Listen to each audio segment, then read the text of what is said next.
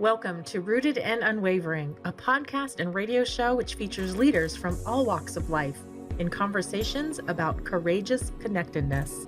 How do we stay connected to our best selves, especially when we are challenged? What becomes possible when we truly stay committed to our own and others' greatness, also when we don't feel it? Join host Hylke Faber, transformational coach, facilitator, and award-winning author of Taming Your Crocodiles, and his guests as they explore leadership greatness in today's episode of Rooted and Unwavering. Welcome to Rooted and Unwavering, broadcasting live from Phoenix, Arizona, and also Memphis, Tennessee. I'm very grateful that you are here, and I'm here today with my guest, Filsun. Filsun, how are you today? I am doing wonderful and Excellent. excited about this episode. I'm really happy that you're here, and what a treat to be speaking with you today.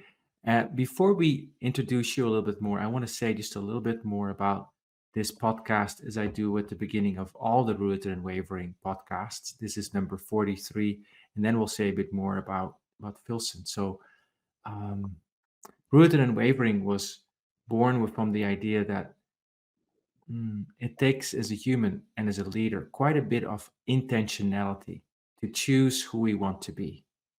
And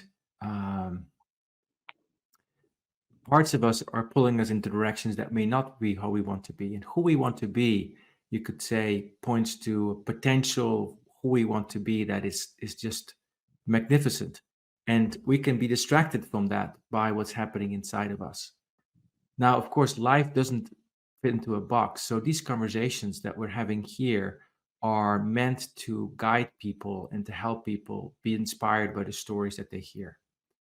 So Filsun is today our guest, and I'm so grateful for that. Filsun comes to us with a very large and long season of experience.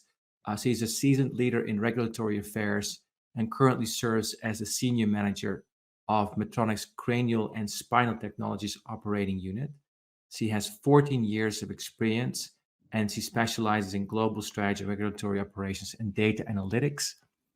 She works a lot with data and utilizes advanced techniques to drive informed decision-making processes within her organizations.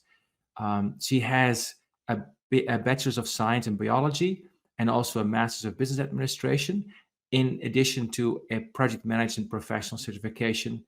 And she brings so much to her work. She's also a passionate advocate for empowerment, diversity in the workplace, and she's a podcast host and a trained facilitator for hashtag I Am Remarkable workshops. We're going to learn more about those today as well. I'm very curious about those, where she empowers individuals, particularly underrepresented groups, to celebrate their achievements and challenge societal norms surrounding self-promotion. She has a deep commitment to service, and her endeavors also include her belief in the power of storytelling to inspire and connect communities.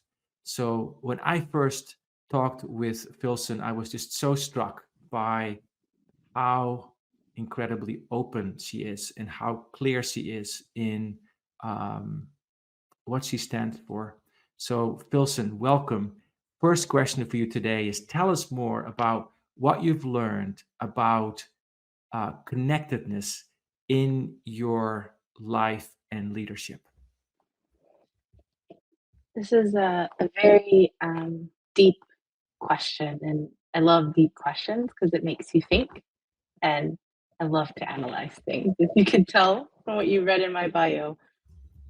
Before I kind of share what I believe connectedness means to me, I want to share a little bit about how I grew up in a sense of why I've always been seeking a way to feel connected.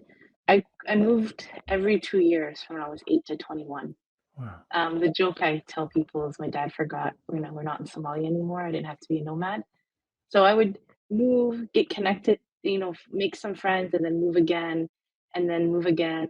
And I quickly learned how to kind of read a room, how to introduce, um, how to introduce myself, and really wanted to learn how to. Sorry, I got a little bit distracted. But in general, when I moved around a lot, I really knew what it felt like to be unconnected, right? You go into a new community, you don't know anyone, and you're not new. I mean, you're not part of that community yet. So I've always sought how to be connected. And then what I did learn is how to be welcoming. So that's kind of when spoke to my passion for service.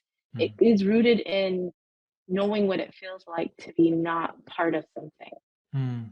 And, first generation American. And then I decided to wear a scarf very early in my life. So every time I moved, there was also something that people hadn't seen before.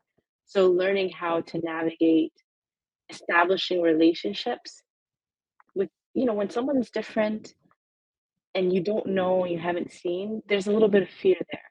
So I kind of built that skill of, helping people dissolve their walls. Mm. And I felt by me sharing and being open and welcoming, people became more welcoming to me. So that's kind of my focus on that connection is how can we solve these complex problems we have in the world? The only way we can do it is by coming together, bringing our minds together without those barriers. Beautiful, beautiful. So I'm very struck, Filsun, by you're saying, I decided to wear this scarf. And tell us a little bit about the process of doing so and what that means and meant for you. For me, I can't say I know exactly where that spark of inspiration and love for the hijab came from, but I do know faith for me is very important. It's something that has grounded me, and we have a very clear and simple framework in the Islamic faith around why we do things. And one of those things is living up to some examples in the Quranic text, like Mary, the mother of Jesus, and people of the time of the prophet. So those stories, I grew up with those stories. And the one thing that kept consistent in all my moves was this connection to faith and finding a Muslim community wherever I went. And so the love of hijab came, I believe, very early in my life. And it's quite funny because my mom wasn't wearing it either. So I remember one year, the first year I actually moved outside of the US and moved to Egypt. And my I had a summer class to get prepared to kind of learn Arabic. And the teacher that was teaching me didn't speak English and I didn't speak Arabic. I misunderstood his instruction. I thought that he was going to require, he said, you need to bring a scarf. I understood you have to wear a scarf to school. I'm like, hey, we're in a Muslim country. I guess have to wear it. So I came home to my mom and I laughed at her. I was like, haha, I have to wear it. She was really concerned when we were in the States. And she was like, yeah, you can wear it, but it's not mandatory. And in our faith, it's not mandatory to reach puberty. So I wore it even before it was required. And I was, I felt empowered. I felt like it was my decision. People saw me for my intellect, not as someone, just how I look. It's not the first thing you see about me now. You can kind of see my opinions and my point of view, but it's really important to me from a faith perspective. So Beautiful. I hear in that a sense of commitment and a sense of empowerment. Like, this is who I am. And it's so interesting because that is what, to me, this podcast and this whole way of working, of connectedness, is about. To get very clear about, throughout it all, what do I stand for? And the hijab, do I say that correctly? The hijab? Yeah. The hijab, for you being a symbol for that you own, of being yourself. And it sounds like it's a connection to your community, to your faith, to your love for God, for what's important to you. Is that correct? that is, yes, beautifully summarized. Thank you. Yeah, that's beautiful. So tell us a little bit about that this experience of discovering for you how this sense of connectedness with what you are about, how that has informed your life and your leadership. In my life, so one of the key tenets of my faith is that everything's about the intention behind it, right? If you set upon a path with the intention to do good, then that's rewarded, right? And say you wanted to do something good and something thwarted it that was outside of your control, there's this concept of reward, even though you didn't accomplish what you intended to do, but there's this inherent intention of good. And if you intend to do something that's not so good, and you happen to be thwarted, it's a merciful faith that won't be counted a negative side on you. But if you do end up in that intention, a negative intention, there's always room for repentance. So that's kind of like the framework that I kind of live in my faith. So how does that inform me in my personal life? Many people who have children can understand when kids are in the stage where they're finding their voice or exerting their voice with you. And sometimes I think there's studies, they do it more on the mom than the dad. Because I think it's because they feel psychologically more safe with us. So they say exactly what they want to say. So for me, from a personal perspective, I'm always thinking about what is my intention? How am I supporting? How I'm going to give room for that growth? Because I know that my intention matters, not just the action, right? You can say, oh, I did this, or I made it like this, but my intention also matters. And then how my child or the person I'm interacting with is feeling. So it's not just what I intended to do, but what I intended to do, has it been effective? Is it effective? So if I intended to kind of provide guidance, but my daughter's seeing it more as me dictating, how do I shift my approach to really hit the mark of my intention? So that's kind of on the personal side, but also thinking on a leadership side. This authoritative leadership style never was attractive to me. I actually never really thought I was a leader.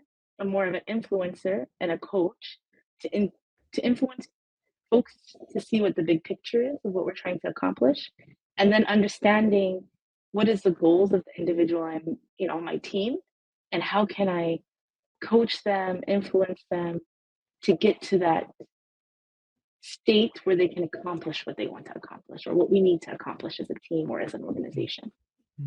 Mm-hmm. So very strong focus on intention. Now, as a leader and as a mom, and I would say those words are probably somewhat interchangeable in some areas, a lot of Venn diagram space in between those two. How do you set your intentions? Maybe you can give an example of in your life where you've really had to be conscious about setting your intentions and maybe even revisiting them, which I can imagine as well. Yes, I am an avid reader, and I love this concept of introspection and understanding what are my true aspirations, visions, and goals, right? So there's goal setting, there's vision setting. I think they're two different things. So I've been a avid student under Discover You. It's an organization that is kind of like that professional development, self-help development, but within the framework of Islam. So that's an organization, and they do these sessions of visionaire. So it's like visualization, and a lot of a lot of people do a vision boarding, visualization. What are the things that you want to work on? But also tying it, because of my faith, to prayer. So we select. So I've been doing it annually since 2000. Oh, I have to say 2013. Every year I would set kind of, actually, when I did my first visualization, the reason I did it is the love of my life took a very long time for us to live in one place. It took us 5.5 years. So I had this big prayer goal, focus. One thing I wanted was God to make it happen, that we could live in the same city. He was in Europe, I was in the US, and immigration. It took us 5.5 years for this to happen. So a year into it, took this class. And when I went to my teacher, I said, well, I only have one goal. I don't have 6 goals. Like, no, you have a whole life, you're a whole human being. Yeah. So I went to 6. So, and that started the trajectory of that setting, that goal, that vision. And then it went from that vision to and then that prayer, and there's supposed to be something aspirational, bigger. And then that went to some micro goals and assessing how I'm going to get to where I need to be. So it's been a muscle that I've been exercising for a really long time. Beautiful, beautiful. I want to know more about what happens within you when you engage with intention and prayer. What happens within you? What is that experience for you when you do that? When you set yourself intention, how does that impact your being? Maybe you can think of a recent time that you did that, and how does it impact how you think and how you act, and like how does it impact you? Tell us about what that experience is like. Um,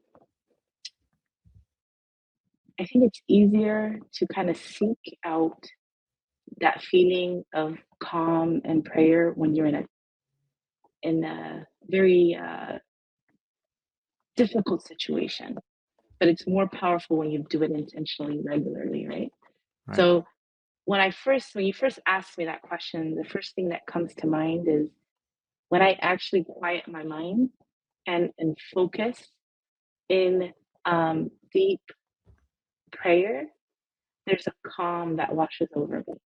There's an understanding that no matter what's going on, that I will get through it, it will get better, or whatever I'm working towards, whatever is best. I have one of my mentors will always say, don't be tied to the outcome, right? Don't be tied to how it's going to result, but do all the effort that you can with what you know to execute on your, whether it's, something for your family, a home, you know, we manage, my daughter has type 1 diabetes, so there's a lot of goals around, getting her numbers in the right area. So there's a lot of practical things, emotional things, spiritual things, but it all comes down to wanting that calm and relief. And we have a tradition in the faith, we pray 5 times a day, but sometimes you're going through the motion, and I can tell the difference when I pause and calm myself down, and how in between those prayers, life is just so much, it just seems calmer, you feel more relaxed, you're more grateful, versus when, okay, I'm just doing my duty. And I feel like faith and life is very cyclical. There'll be moments where you're really up here and you're actually doing the things that you set out to do, and then you have those valleys, and I feel like you get those valleys to kind of maybe readjust, and then it can come back up. And life is not linear, in my belief. Yes, yes. Beautiful, beautiful. How you describe this, I just want to play some of that back because that was really resonant for me and important, I think, for us as listeners to you to hear that when you set yourself in intention and, in prayer, and I associate prayer with deep contemplation. However you do that, right? There's prayer has some baggage for some people. So maybe like deep contemplation or prayer or whatever it is for you, right? And and I heard you say then calm washes over me, and I start to see things will be what they need to be. I'm not as attached to the outcome. Things will work out. I'm relating that to as I'm part of a bigger picture. So my mind may not completely understand exactly right now how it's all going to work out, and I'm part of this thing. And then the other thing I heard from you, it's not stopping there. It's then also the full devotion to the act that needs to happen there in whatever part of your life. And I can only imagine, Filsun, with being a leader and a mother and a wife and a daughter and hood and friend and many other roles you play in your life, how that can lead to a very full day. And what I hear from you is when you do so with that intentionality grounded in that 6 times a day, I think it was 6 times a day, contemplation and prayer, that gives you this, maybe in management speak, the sense of flow. Would that be okay to say it like that? Yes, yes. And don't make a new prayer for me. It's 5. No, I'm just kidding. It's 5. 5. 6. Oh, no, I'm just kidding. But you can make it 6. I think those anytime that you want to connect, you should connect. Those are just kind of those frameworks. So I do, but what I will say, when I think about flow, I love process flow. So when you said the word flow, I think about all the process mapping and things like that to try to see where we can have some efficiencies and things like that. But it's like building that routine. And how do you set yourself up for success? And one of the things that I kind of always think about, there's this book, What Got You Here Won't Get You There. But there are some things in your life that calm you down, that get you through there's some routines that are very critical for your homeostasis, right? To keep you even. And maybe something major shifts in your life. And I think that's where you do that introspection to understand, all right, do I need to adjust that routine to get me to a better homeostasis? So thinking about how, and I think going back to that internal, knowing who you are, knowing how you're responding. Sometimes we just react versus thinking about how to respond in the scenario, in the situation. And maybe to give a more personal example is, becoming a parent, it completely throws off your homeostasis, right? You're now responsible for this whole human being. So I have 2. I don't want, if my kids ever listen to this, I don't want my son to think I only talk about my daughter. He's the second. So we got the first disruption to our homeostasis. We got through it. And I wouldn't imagine life without it, without my daughter. Then my son came shortly 2 years later, and he completely disrupted it. We didn't know what was going on, ended up knowing he had food allergies. And through that, navigating that and establishing a better way of living and eating for him and transforming how we do things for all of us. It was so shocking when my daughter was later diagnosed with type 1 diabetes, but also reassuring what she felt, what she said to me when we told her that, hey, we gotta watch what you're eating and things like that. She's like, oh, I'm just like Mustafa. He has food allergies, I have diabetes. So you think, oh, I had this disruption, these things going on, but even this lifelong thing that she has to manage with her life, I could never have planned that outcome.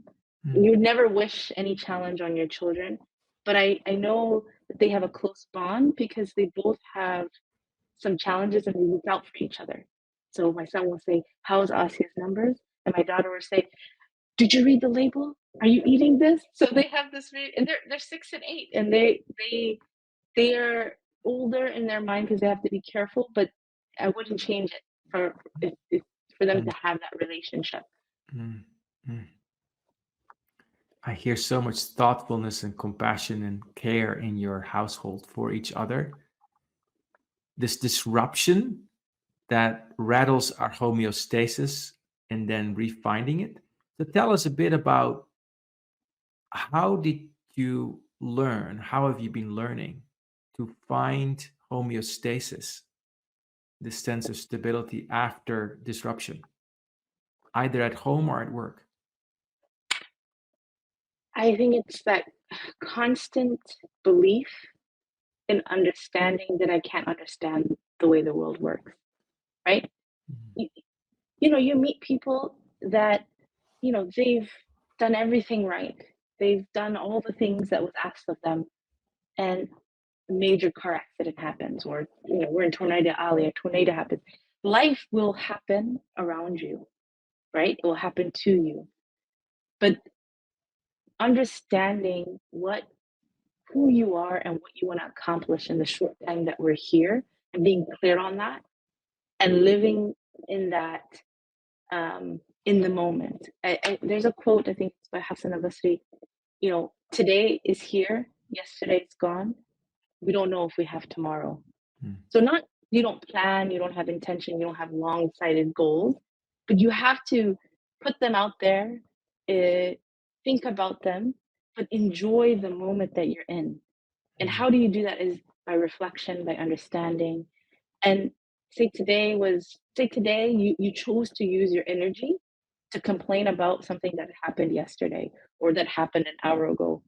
You have the same amount of energy that you woke up. You can either increase the energy or you can decrease the energy, or you're going to decrease and increase anyway. But there's certain things that you choose to do with your time that can deplete it Mm. versus filling it up. And I think every day that you make the choice to reframe a situation towards something that fills you up versus the negative things. And just to be completely frank, it's not easy to walk this world as a Black Muslim woman. There are people who have assumptions about you. You may have to tackle how you present this to that leader because maybe they're not hearing it from you because there might be some unconscious bias. Whether it is true or not, you might have to think strategically, how do you utilize your network to get something done that you know is critical for the business? Mm. And 90, 80, 90% of the time, it feels totally unfair. And it's true. And what am I going to do with it? The system wasn't designed for me. I'm questioning, do I even belong here a lot of the time? But I know I belong here, and I'm confident that I'm here to provide solutions. There's a reason why I was created and why I'm standing, why I was born in Texas, why I live in Tennessee. There's a reason that I'm here, and no one can take that away from me. And I'm not going to allow others' perception or insecurities to take away from my energy.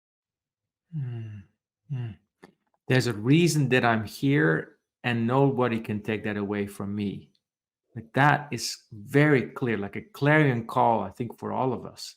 I hear you saying, I was born in Texas, and for a woman like me, the system wasn't designed for me, and I can give energy to that depletes me, or I can work with it differently and reframe that situation.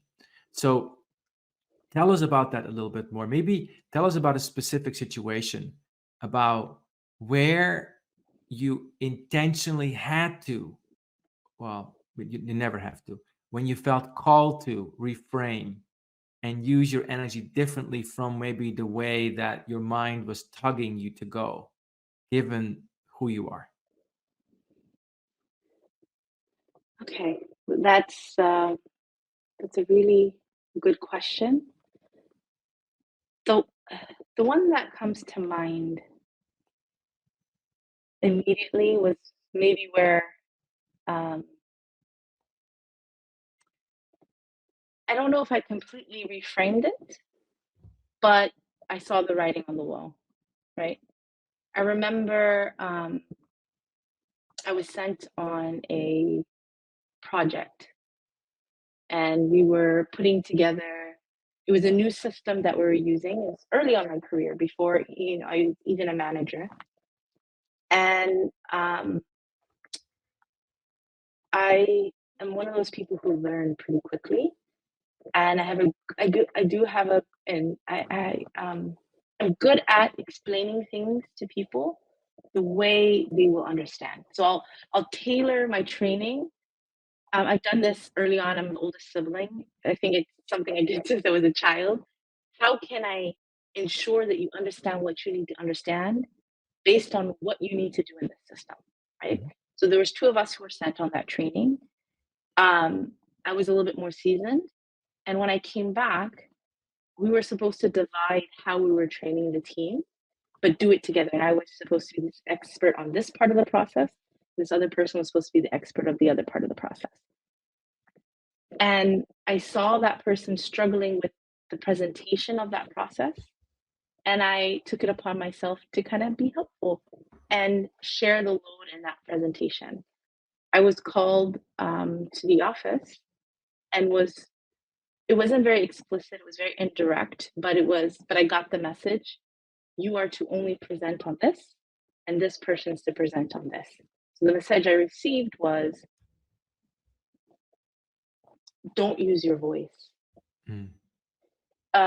Dim how smart you are because they're uncomfortable with how smart you are. So I was a bit frustrated, but I'm, again, that core of service. It's like, oh, they don't want me to serve this way.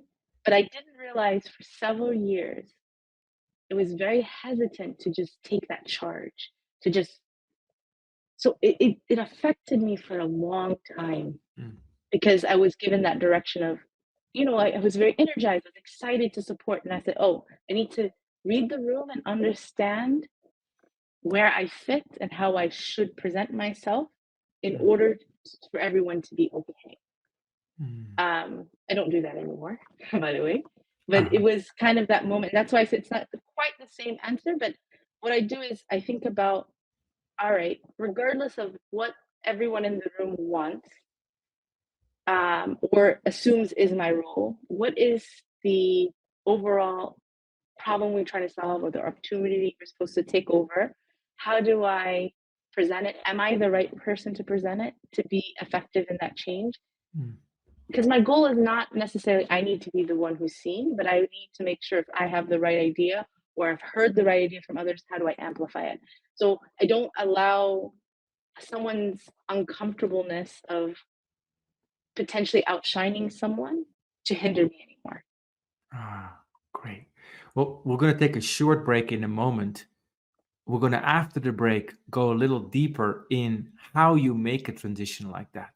From basically being told, nah, your brilliance, your brightness is not welcome here, doesn't fit right here, to maybe being more of yourself and at the same time doing it in a way that still helps you to achieve your objectives, being aware of the context, not being context blind, at the same time not being a slave to the context either.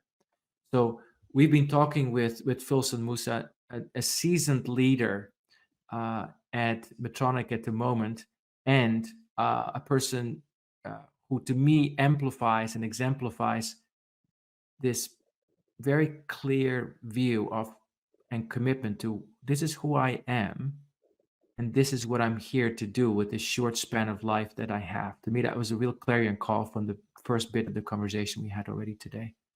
So you've been listening to Rooted and Unwavering. We're going to take a short break and see you after the break. You are listening to Rooted and Unwavering, presented by Growth Leaders Network, the leadership, team, and culture development company. If you would like to learn more about working on connectedness for yourself, your team, or organization, please contact Growth Leaders Network on LinkedIn. And now, back to the show. Welcome back to Rooted and Unwavering. Welcome back, Filsun. Filsun, tell us about this process that you went through. You said it took me a few years. Tell us about this process you went through to find more balance in this paradox of being yourself and at the same time being aware of context. I will say it really opened up for me around when the whole world kind of could not, during COVID, you couldn't turn away from what was happening about with George Floyd. Like we had this big, Medtronic is a huge organization. It's always been invested in diversity, equity, and inclusion. But it seemed like there were conversations we never had in the workplace we were starting to have in the workplace in 2020. And at that time, I'd taken on leadership alongside several others in our employee resource group for African Descent Network. And we started at that time sharing the story of what it's like, the personal story of what it's like to navigate the workplace and our concerns. Because a lot of things were coming out in the news, on the media. So we went on this kind of speaking tour throughout the organization. And I recall, we're putting together this presentation. It was an all employee meeting for our business and with all people leaders, or I think it was maybe it was the entire team. It was like over 500 people on Zoom. And as the leaders were getting together, it was two groups. I basically said, "Oh, I'm not that great at speaking. I'm not going to do that slide." And I had someone. She's like, "What do you mean? You're not good at speaking?" And so I'm going to shorten this a little bit, but essentially, that's kind of where I had this aha that, oh, I can do this. I had that support. And then I did it over and over and over again. And then I realized I brought, that service piece of myself. I was able to serve better by being myself versus um, saying what people would like to hear. And I realized a lot of people try, it kind of rubs off on others. So if you're doing it, you'll see more people doing it. And I feel like the more that we show up as ourselves authentically and find it, maybe not be speaking for you. Maybe it's, you saw some issue that you wanted to go up the normal chain of command, but it may not get there. You find a way creatively without burning bridges to get it there because it's going to solve the problem. And in Medtronic, we're here to solve the problem of alleviating people's pain, extending their life. So it's so critical that if you have a solution, to get it to someone who's going to take action or to discern it's not the right one. But we all should speak up. Regardless what organization you're in, you should speak up, and you won't be comfortable to speak up until you've done the work to understand who you are, where you want to go, and how you can contribute to this society, this community that we live in. You won't be comfortable speaking up unless you've clarified who you are, what you're about, where you want to go, and how you can be of service. This deep orientation of service I hear in our conversation over and over. Filsun, tell us more about how you have learned, maybe in your life, how you've learned about service and what happens in you when you think about being of service, as opposed to something else. Some people feel like, oh, I helped this person. I'm so great. I feel like, wow, I've been given this opportunity to serve this person. And I get energized by that I was somehow, like, I just remember, like, thinking I remember I got pickpocketed in Italy once. I had no money, no ID, nothing. And someone we didn't know very well,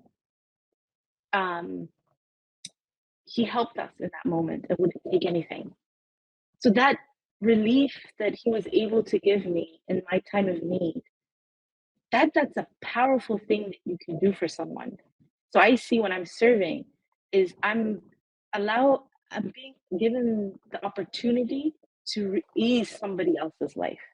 And in turn, my grandmother always said to me, whatever good you do, the fruits of it will help your children. So in that moment when I didn't have anything, I really felt like that's the good my mom does for others. I'm seeing the fruits of it when I'm in need. And my grandmother said, whatever good I did for my neighbors and other people, when my mom was a refugee in this country, and when she came here, she was sponsored by a Baptist preacher in the suburbs of Austin, Texas, from Ethiopia to there. And she said, God gave me a father when I came to America. And I firmly believe it's the good that my grandmother sowed and the goodness and my grandfather, what they used to do in their community, that your children and your offspring and your legacy will be those who come after you will get those fruits of your labor. So it is maybe somewhat a little bit selfish or not, but I think the more that we give and serve as a community, the better the holistic community gets and everyone in the community benefits. I love this idea of service as something that actually serves your future generation, that in a way is also so selfless. I love what your grandmother said, that your children will gather the fruits of that. You can, of course, define children as a very wide concept because we all could say that next generation are our children. I personally don't have any children. That's how I think about children. I think everybody that comes after us are our children. And so whatever we serve now will actually benefit then.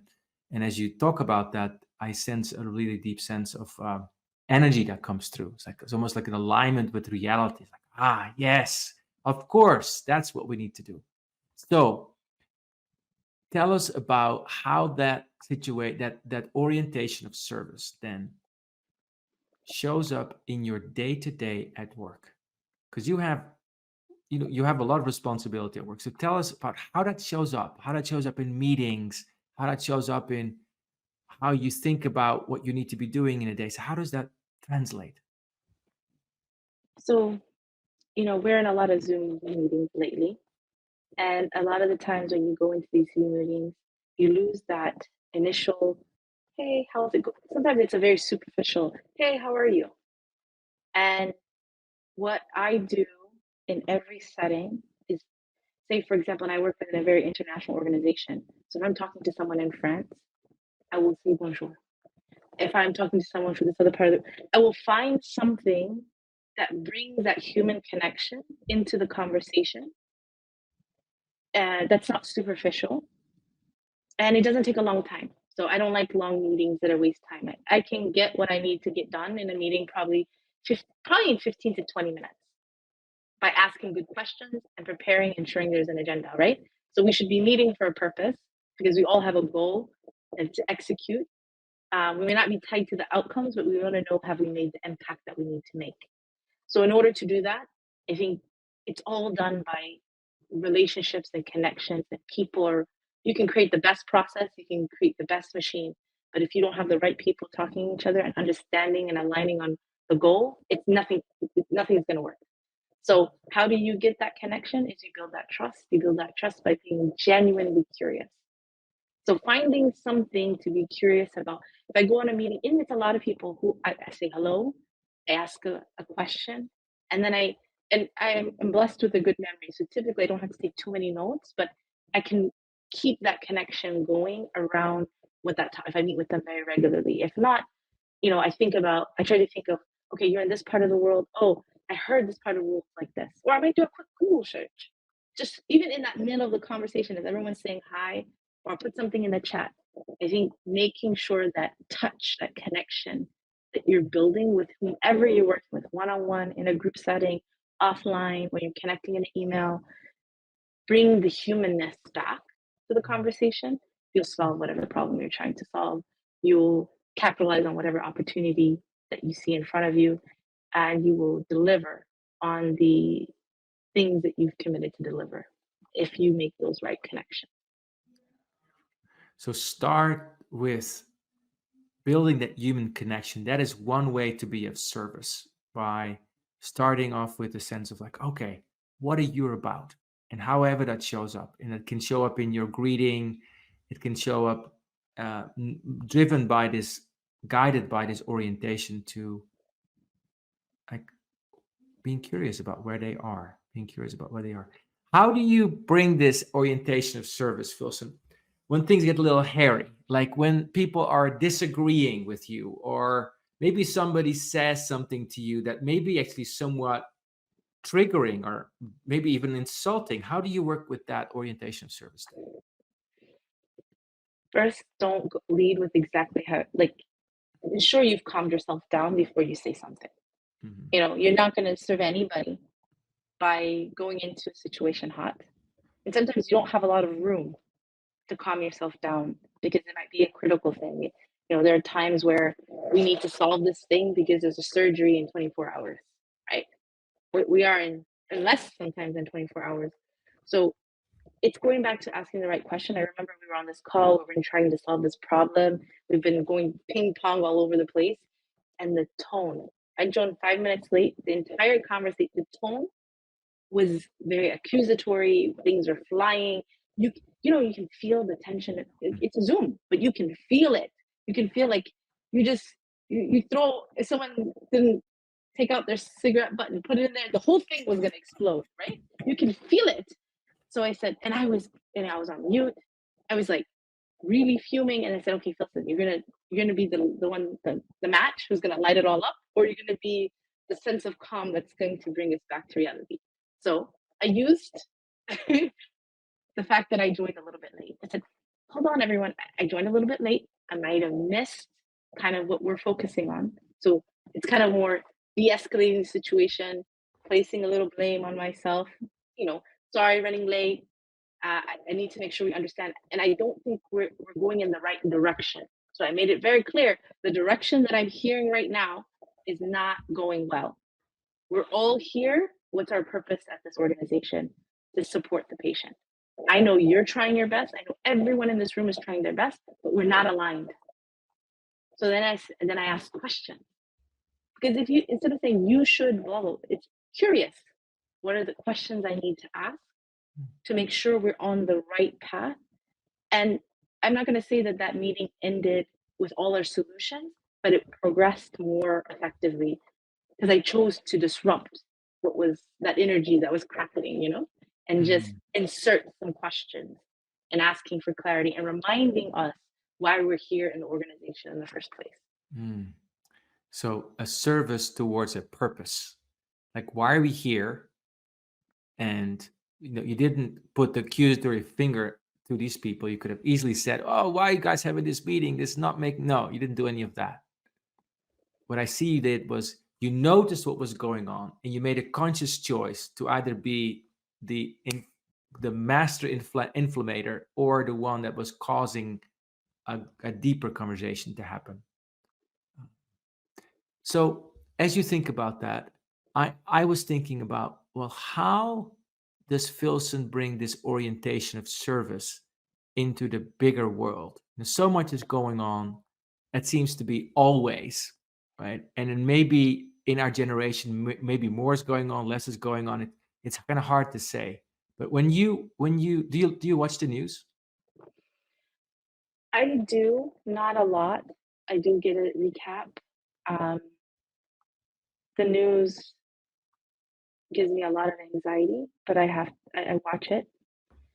I will say, when I watch the news and I see some rhetoric that dehumanizes, I feel dehumanized by watching the news. I feel as if there are people on this earth that would be happy if I didn't exist when I watch the news. So I try not to do it too often. What I choose to do is make myself available for those who want to have honest conversation, to meet someone that they probably don't meet in their local community. I'm not Palestinian, but we have this concept in Islam that when our community, our broader Muslim community, it's like a human body. So one part of the organ is in pain, the whole body is in pain. And I would take that even a level further. We're here on this earth to take care of humanity. But when one part of our humanity, whether it's in Congo, Sudan, Palestine, Flint, Michigan still doesn't have clean water, right here in the United States. When one part of our community is in pain, we should all be in pain. And we should all be reacting to say, how can I be the best person to solve the problem and serve the community? And I don't think I have the answer to how to navigate the time that we're in. But what I do choose is not to bring the energy of the ignition, but bring the energy of let's have curiosity, conversation, connection. And I firmly believe there's goodness in everyone. And some people choose to amplify negativity, think in that scarcity mindset. And I will not put myself in the position to be harmed by folks like that. But I won't fall into the narrative that I believe everyone is like that. Let's ground ourselves in connection, conversation, curiosity. And also, I hear you say, I feel it. It's not that I'm denying it. And I really appreciate that about what you're sharing today, Filsun. I see you throughout this whole conversation being very real. Like, I feel what's going on in the meeting. I feel what's going on in the world. Like we're all part of one body, whatever's going on. Yes, I feel it. And then make a choice. I'm not going to be part of the ignition or the negativity or the ongoing downward spiral. I'm going to choose to be something else in that. And I see you do that with such commitment. What I really curious about, Filsun, with you is I feel such strength in you. How do you fuel your commitment to be what you are and staying committed and true to your vision? How do you fuel that? Gratitude, being forever grateful for the opportunity that I have. I know that I'm Somali. I could have been born there. I could have not had access to the education that I had access to. I could not have had the parents that I had who had the foresight and the commitment and the encouragement. I know that I am privileged to have what I have. So, with this privilege, I have a responsibility. I'm in rooms that people who look like me are not typically in. I have the responsibility and sometimes the heaviness of being the only Muslim woman, Black woman, even if I take the scarf off, Black woman in a room that anyone has ever had a personal connection with. It's a huge responsibility, but I take gratitude that I have that responsibility, and I take gratitude that I've been given the foresight to know that I am privileged in this. And I would also add, all of us have a responsibility to reflect on what privilege we have and how we can make our country, our community, our world better. And I share who I am more frequently with the hopes that someone is inspired to do something. Because if we have small groups of people changing every part, every zip code, then we'll have some real change. And I think what I'm doing is quite easy. But what students are doing right now to say that they want a change in this world, it's way bigger than what I'm doing. They are saying their entire future and livelihood does not matter to them until we as humanity change what we're doing. Because they see that I see them as the children that I should be serving, and they're teaching us a message on service. And I'm a firm believer, how can I ensure that I'm supporting them in the spaces that I'm in? How can I be supportive in the spaces that I am in with the students taking a stand for saying no more, this is not working? And I also hear in what you're saying a tremendous sense of gratitude. And I know you're involved in an organization where you're a facilitator. We're getting towards the final minutes of our time together today. Tell us maybe briefly about how you infuse this orientation of service in your work as a facilitator there. I will say quickly, it's not natural for me to boast about myself. My faith tradition and most faith traditions teach humble. But if you want to survive the corporate landscape, you have to learn how to be very clear on showcasing what you bring to the table. And what I feel like I bring unique to the hashtag I am remarkable framework is helping people practice doing that in a way that they feel is authentic to them. It will never feel authentic to me to say I. But how do I give the right balance to knowing the statistics that if I don't do that, I will be passed up for promotion. But I'm not going to do it in a way. And so the best way that I learn is by teaching. So I signed up for me to learn and then to further serve others and give them permission to do it in a way that means and resonates to them. Because you don't need to take a course or a workshop and just copy paste exactly what you see. You need to take it, understand it, digest it, and say, how is this tool? Will it serve me or will it not? Hashtag I am remarkable. And I think you are, and you know that, that you are. And I think everyone in this world is. And what you're teaching us, I think, is to say that that's true.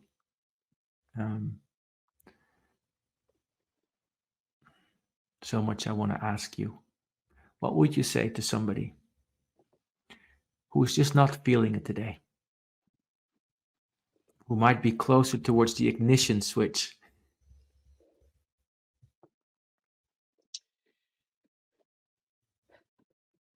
That's okay. And sometimes we have to do it in this strip. You're not going to always be the calm. And there are going to be moments where you are going to be the one who lights it. But be sure it's not in a place that you can't come back from it. And know that it's better not to be. But if you do, what are the lessons you can learn and dissect so you don't do it again? Beautiful. Thank you for that. My final reflections. I heard so much in this conversation, Filsun, about being committed and focused on who we are, owning that, about being in an orientation that comes from that of service, of claiming our own privilege by being of service, seeing service as something that benefits not only us, but the people that come after us and the people around us. And also a very deep commitment to not be the ignition, but actually be the person that helps to bring more wisdom into the situation, more connectedness, more conversation, more curiosity. Also, when you're starting from a place that you're starting from, where, as a Muslim, African American, or not, you're an African American woman. Would you call yourself that? Well, in America, we have so many boxes. So I'm a Somali American because I don't believe I have the experience of those who didn't have a choice of coming here, but I'm still Black. Thank you. So, thank you for that. So, as a Muslim Black woman, and all these things, and I love that you're talking today not about having all the answers. I feel such humility in the way which you're speaking. So, final words that you'd like to share with the listeners today. Final words: you are enough. You know what you need to do internally. You just need to ask yourself the right questions. No one is better than you. No one knows more than you. But you have to take the time from the screen, from the noise, from the negative thoughts to really understand who you are, to figure out where you want to be. Thank you, Filsun. Where you want to be. Where you want to be. That is a beautiful way to end. If you have been enjoying this conversation like I have, you may feel actually quite moved. I felt quite moved in this conversation. Thank you for sharing with us, Filsun, so clearly, authentically, and with so much hard-won wisdom, I would call that. We are getting to the end of our episode today. Who do you want to be? Claim that. Today, we've been talking with Filsun Moussa, who is a senior leader in Medtronic and also an advocate for hashtag I am remarkable, with a lot of humility and a lot of service. If you like these kind of conversations in Rooted and Unwavering, you can subscribe to us on Apple, Spotify, and other places. We do these conversations twice a month. This was episode 43. Next time will be with another remarkable leader called Siets Rinks from the Netherlands, who is a very senior leader, who is also a leader in the positive psychology movement and a wonderful coach and mediator. And I look forward to our conversation with him as well. For now, I hope you take something from this conversation today. For me, it's all about becoming more intentional about claiming what I'm here for. Thank you for listening. You've been listening to Rooted and Unwavering, where we help all of us connect more deeply to our innate potential. I'm your host, Hylke Faber, and see you next time.